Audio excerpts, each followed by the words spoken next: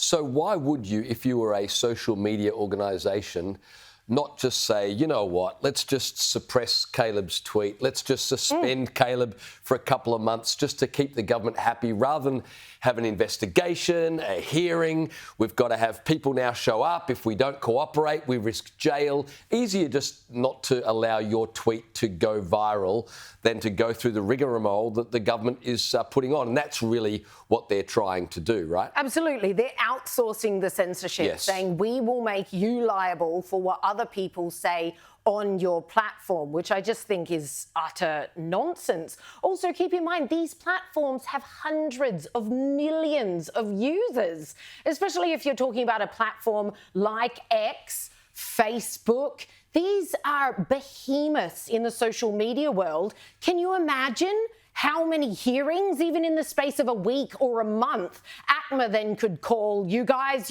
are in trouble for this one, you guys are in trouble for that one.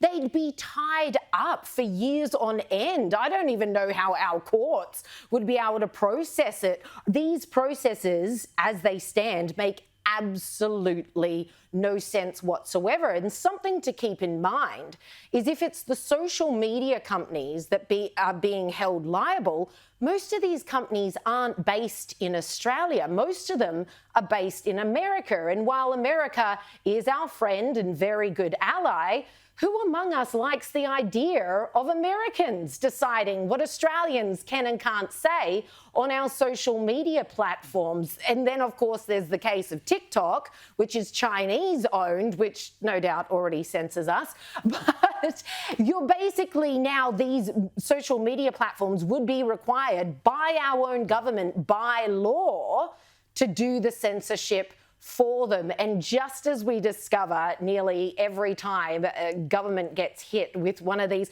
whether it's the story we were talking about last night where they've spent $360,000 relocating an office only to move it back in 2 years later, they always blame the bureaucrats. So government loves outsourcing. And in that case, it was PwC. We followed PwC's advice. We paid for all the consultancies. This is exactly what would occur on mass if they successfully made these platforms liable, because then if anyone called out the censorship, they could just be like, well, it was the platform.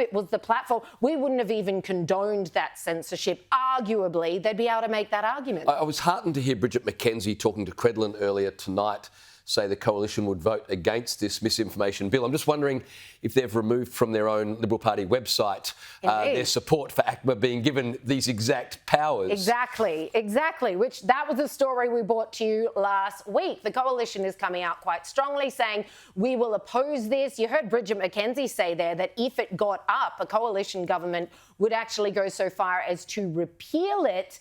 However, if you go to a site on the Federal Liberal Party's website, they've got an entire page dedicated to fake news and what they, as a coalition, intend to do to combat it. Let's not forget this Combating Misinformation, Disinformation Bill was the brainchild of the former Liberal government. So you can bet your bottom dollar in some way, shape or form they do intend to follow through. Not the bill that Labor currently has before them, God forbid it gets up, but certainly we would see something similar from a Liberal government. And I think they're being quite dishonest about that, in my humble opinion. It's just unprecedented in the way it controls speech, right? Like, I think there is a legitimate argument for social media platforms being held accountable for, say, defamatory content that is posted on their platforms, in the same way that a newspaper or a TV channel can be held accountable for defamatory content that is posted on their platforms. You know, that you can come and sue me for what I've said,